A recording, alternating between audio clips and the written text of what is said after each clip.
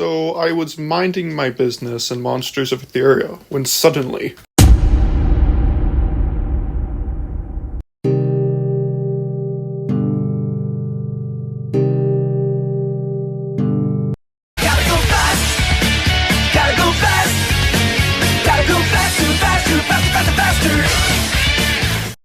That's right, the rematch of the century. Falco versus Troll. Troll leads with Pixby, while I lead with Alcare. Now, I need to be careful about teleport here, because teleport could easily, rip me apart. Pixby is a frail Etherian, can usually take 2 hits. I got paralyzed here, that's unfortunate, due to Pixby's ability. I think he was going to dash there, but he didn't. The bite somehow missed, I don't know how. I ended up copycatting a dash, and I used a Zen Headbutt to get the height advantage, and I land a bite, but then I missed the counter the side beam, but then I surprised him by copycatting his gust and sending it back at him. His next choice is Alucard. I don't know what set he's running, but this is before the move update, so I know he doesn't have Flamethrower. I get lucky, I hit a side beam, and that activates Lucky Footing, which causes my speed to temporarily increase without having to buff. Now, Troll's doing a pretty good job here dodging my attacks. I keep spamming my side beams and stuff for some reason here, and that's probably why I took that much damage right there. If I just held on to my side beams, I would have had the advantage, or at least just hold on to Copycat. That would have had some punishing power.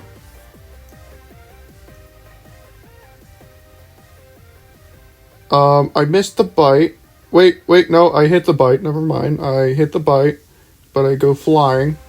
So I still have the insane advantage because I have the increased speed, and oh, there it just went. He just dashed right there, and I kind of threw it all on the line there with that combo, but it ended up paying off. Now, I had no idea what he chose the first time, so I was just trying to figure out here, and then I realized it's Chromago. And he's running double tri-attack, water gun, and Psybeam, which is a pretty devastating combo. My next choice is Kangarati. I chose Kangarati specifically because I felt like I could deal massive damage with that Aura Sphere.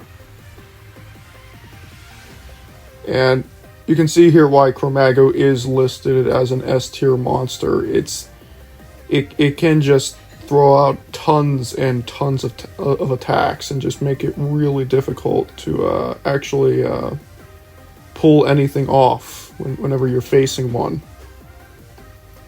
I have to focus a lot of my time on dodging, because if I get hit by one, if I'm low health, I can't really do much, since I need to approach in order to kill. See right there. However, he kind of ran out of moves right there. This is really bad for me because I died in one more hit, but luckily I hit a lucky Aura Sphere, and he kind of exhausted all of his moves trying to defeat me there, so it ended up playing in my favor. His next choice is Harfinn. Now, I don't know what set he's running, but I assume it's going to be something with Hydra Pump, and there it was. I knew I wasn't getting out of that situation alive, so I tried to go in for some damage, and I ended up getting that. Not as much as I expected, but it was still a decent chunk. I then choose Fesquerade. Honestly, I can't even begin to say why. I think I just wanted to show some good Fesquerade PvP video.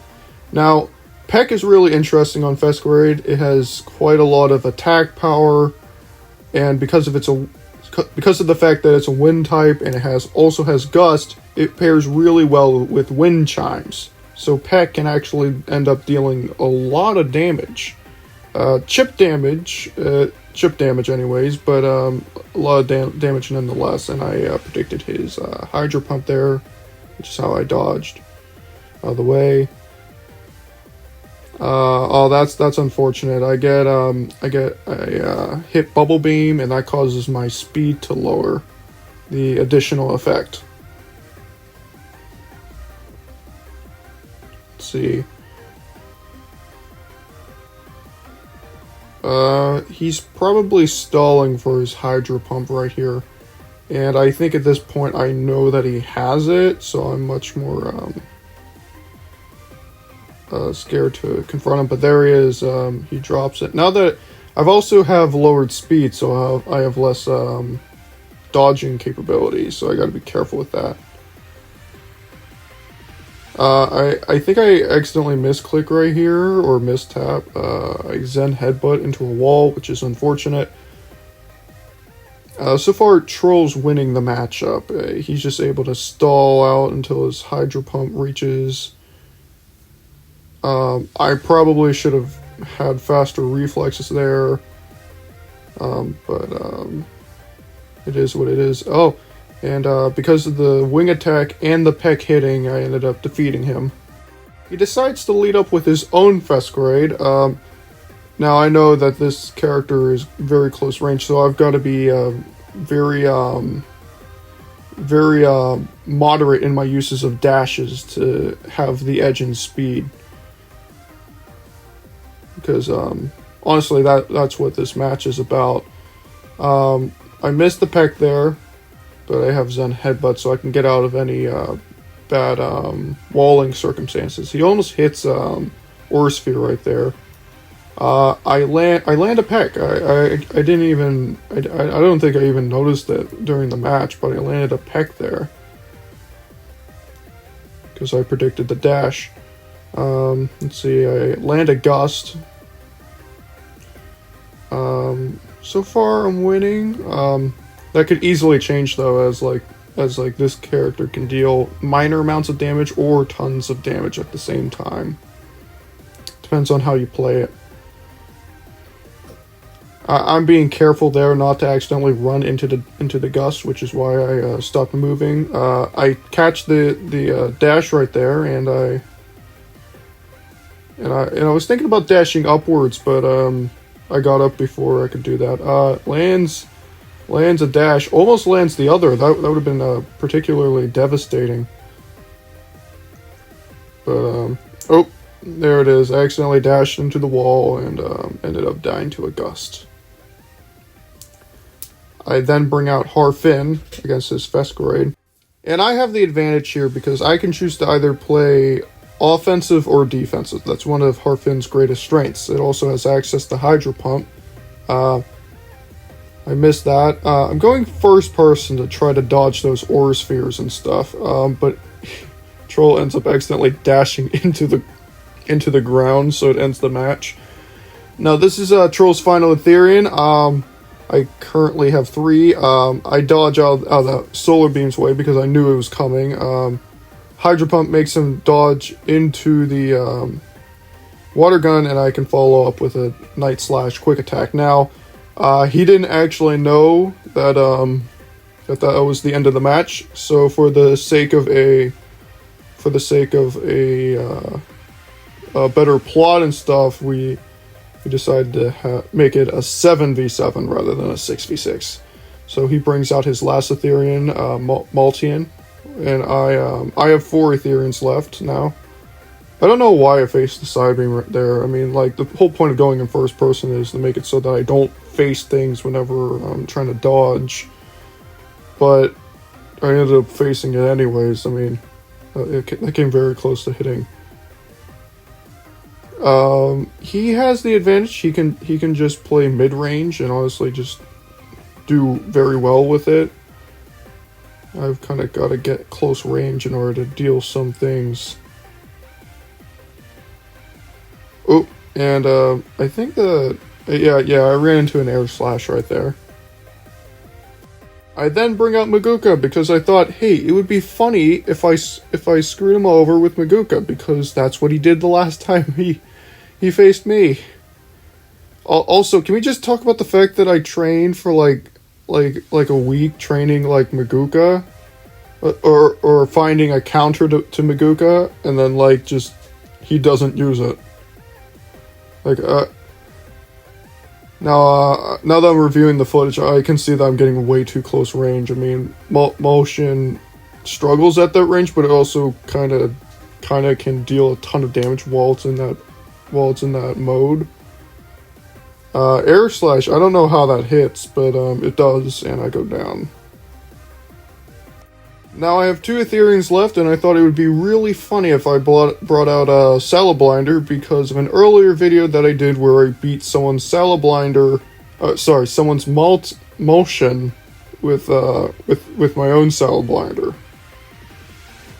However, Troll knows to play defensive because honestly the only reason I won was because the Salablinder played offensive. And Salablinder obviously struggles to get close enough to actually be able to hit moves. So I've got to kind of goad him into attacking me, so I can actually have a chance to attack myself. Also, I probably shouldn't be running rest on this thing. It just doesn't make sense. Like, if I take any damage, there's no chance I'm going to be able to use this thing because it has so little health. I also chose Salablinder because I wanted to show off my dodging capabilities, and Maltian is a bit of a spammer, so I can just dodge moves and dodge moves over and over. A lot of dodging moves are just knowing which moves to dodge and then knowing the hit boxes of them. Unfortunately, I get hit to a side beam, but I'm a low health now. It wouldn't make sense to rest right now because his move cooldowns are so fast that I can just that he can just kill me. He'll deal more damage than I can heal. So I just want to talk about the fact that he has fly. It restores his cooldowns while it's happening, and he can choose a location where he wants to end up. So it's great for just starting combos and various things. That's why it's banned in certain tournaments, because you can stall with it. You can you aren't going to be dealing any damage with fly, but you can reset bad scenarios, and it's just kind of annoying. But anyways, I'm lasting surprisingly long with Salablinder. I'm dodging all these attacks. Probably because he doesn't have hidden power. I talked to him afterwards, and he said the reason why he doesn't have hidden power is because he used to main Avian back in the day, and Avian does not get hidden power, so he wanted to be the most like Avian than he can be, which is why he used Air Slash. But I kind of just ran into a side beam there because my camera got focused on the wall. Final match, Maltian versus Maltian. Now I thought I had this fight in the bag because I had 4 Etherians left and he had 1, but yeah, I play really dumb right there and get hit.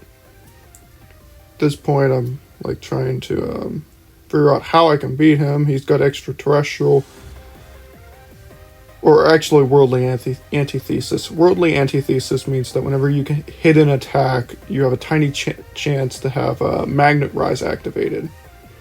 Now, I just want to talk about how broken like Fly is in this fight, because normal motions use a Psybeam, Gust, Air Slash, and Hidden Power. I use a defensive Maltian build with Wing Attack because I feel as though it allows me to play offense and defense really well, but slightly more defense since it can help me get out of practically any scenario that I struggle with. But Fly is absolutely...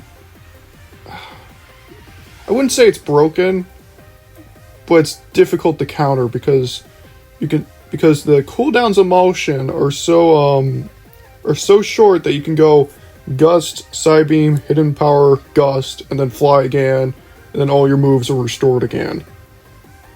Which means that I have no opportunities to attack him without also fearing damage. Which is really difficult to counter. It's kind of the same thing as Chromago, except that you can't really bait him. You can't really bait out his attacks, because baiting him causes him to lose moves, but he can always just fly away anyways and restore them, so that's not an option. At this point, I don't know exactly how to beat him. I know I can dodge his attacks. But, I should mention, though, that Hidden Power does really well close range.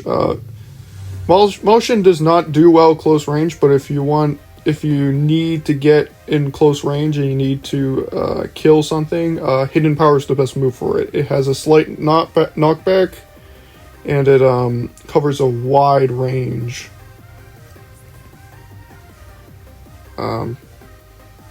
Yeah, he just flies away. Yeah, I can't get him into any scenario I want, so eventually I figured out that in order to beat him, I need to put myself in bad scenarios so that he would also be in a bad scenario whenever he lands after flying. So I have that that 10-second window where I can actually have a chance to beat him, but he also has a chance to beat me. So it's really risky, but it gives me a chance. I should mention, though, that he is one hit away from dying, and I have yet to hit him. It's just kind of crazy. Right there, I think about using Wing Attack as a kill move. That's actually possible whenever the opponent is low HP. One of the other things why Wing Attack is good. Almost hit Hidden Power there. I think if I aimed it a little better, it would have worked, but it didn't there. You can see up in the clock, it's a long match. I'm trying to lock him in here, but again, he just flies away.